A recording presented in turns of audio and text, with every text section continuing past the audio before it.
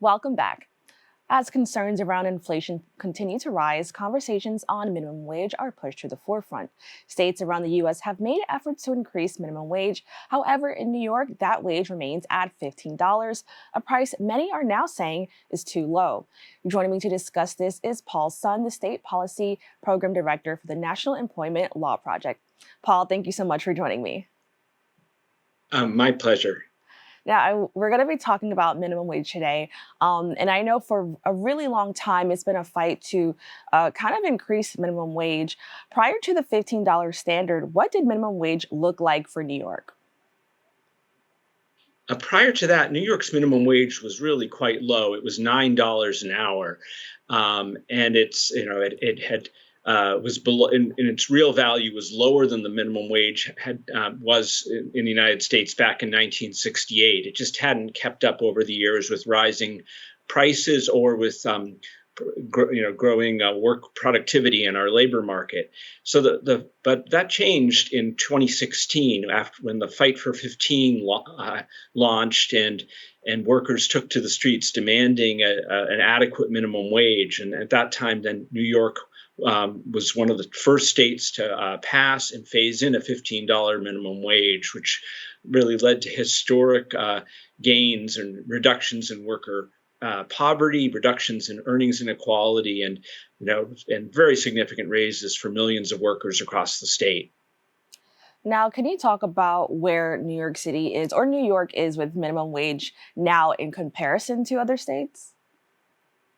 So, the urgent problem that the state is facing now is with the highest inflation in 40 years, that $15 minimum wage has plummeted in value significantly. The problem is it rose to 15 and then stopped there and didn't keep increasing to keep up with rising costs. So, whereas New York a few years ago led the nation, now there are more than 50 cities that have higher minimum wages than New York. And as of January, New York's minimum wage will have fallen so much that Yakima, Washington, and Fresno, California will have higher minimum wages than New York City. Wow. Now, according to the New York Times, the buying power of the $15 minimum wage has fallen about 15%, and those workers have been effectively set back 4 years to the day where their minimum wage was $13 an hour. Can you just tell me your thoughts on that, just based on where we are today? Yeah, no, you're exactly right. It's the minimum wage's value is plummeting in New York, and it'll fall by 30% by 2027 if the legislature doesn't act. And that is reversing these historic gains that we saw from the $15 minimum wage. Poverty is going up, income inequality is going up, and working people across the state are struggling as prices rise to afford to put gas in their cars, food on the table, and to pay rent. Now, I'm really glad that you brought that up because, as you kind of mentioned, the reason we're having this conversation is due to inflation. What is the relationship between increased inflation and minimum wage? When inflation goes up, everything costs more and paychecks buy less. That's why it's crucial that earnings go up too.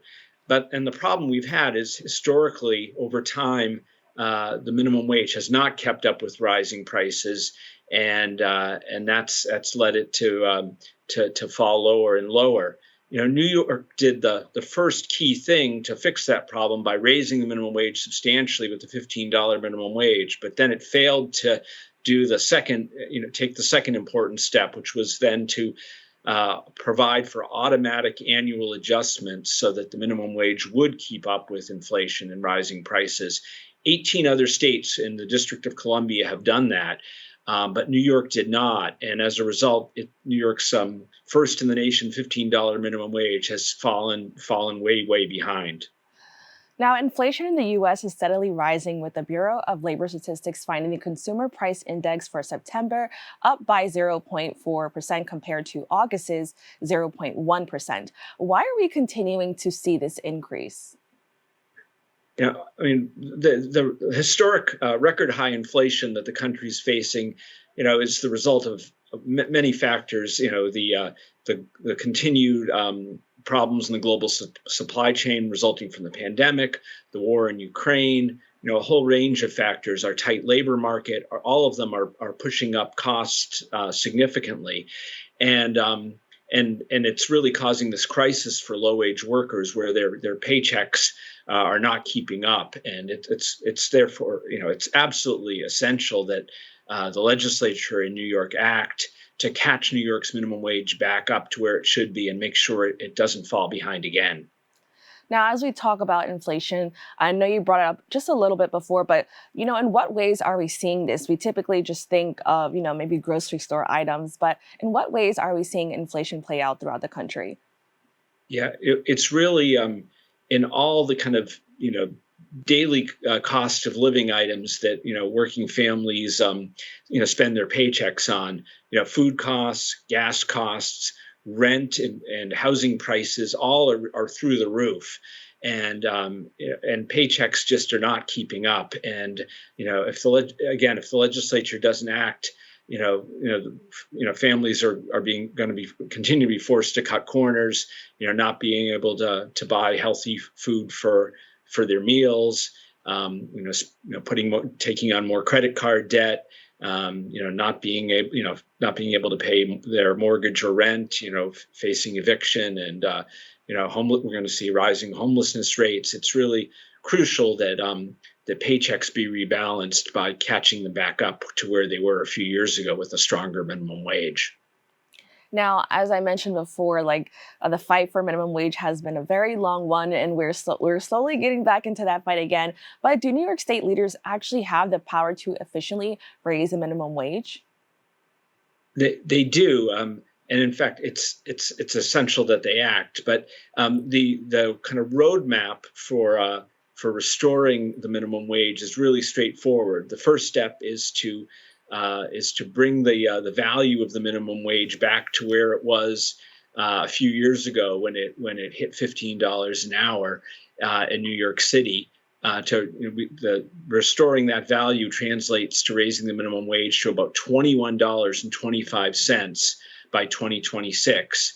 And then the second step is to then provide for automatic annual cost of living adjustments like 18 other states in the District of Columbia already do. And in fact, Governor Hochul's administration has already been doing those types of cost of living adjustments for the upstate minimum wage, which they have the power to adjust each year until it reaches 15. It has not yet reached 15 upstate.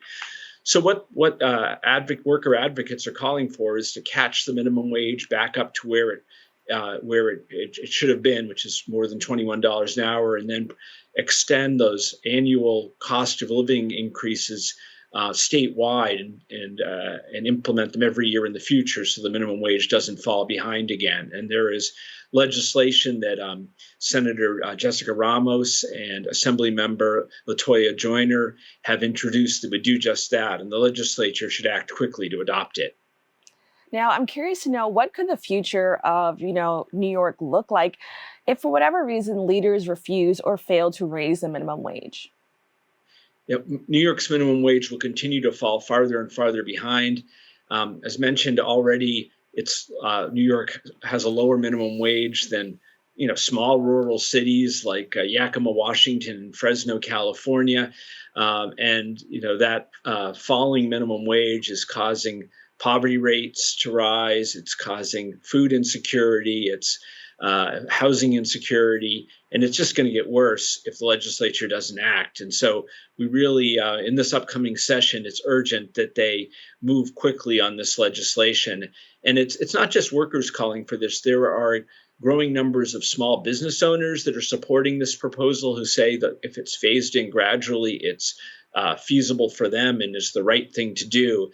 Part of why they're supporting it is because when workers have more money in their pockets, they spend it at neighborhood businesses, which boosts the economy and is how everyone prospers. And so if it's done the right way, raising the minimum wage is manageable for business, and it's urgently needed for workers. I also figured that it could be beneficial to employers as well. Their employees would be a lot happier going into work, more excited to go into work. So I'm sure that can definitely help. Now, I want to touch on the fact that the Fight for 15 began in 2012, and we didn't see results until a little bit later or much later. How long do you think it could be before New York sees another increase for minimum wage?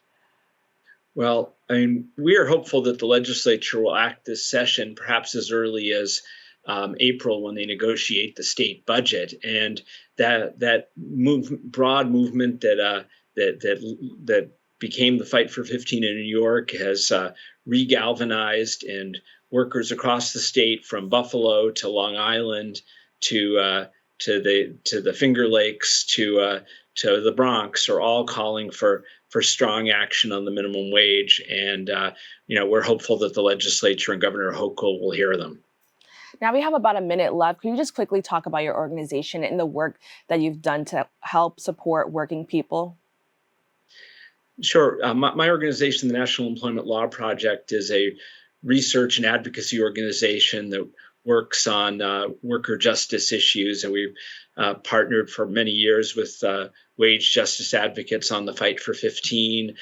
We work on a wide range of policy issues, from unemployment insurance to protections for workers in the gig economy to health and safety issues, and have worked with legislators and the administration on new protections for warehouse workers like those at Amazon that were adopted last year, and are actively involved with trying to strengthen New York's unemployment insurance system, which is far weaker than those in many other states, and with the possibility of economic another recession around the corner. It's urgent that the legislature not just raise the minimum wage, but tackle those problems too. All right, Paul, thank you so much for joining me. Thanks so much. It was my pleasure. To stay updated with the National Employment Law Project, please go to www.nelp.org or follow them on Twitter @NelpNews. Don't go away. We'll be right back with more Open right after this.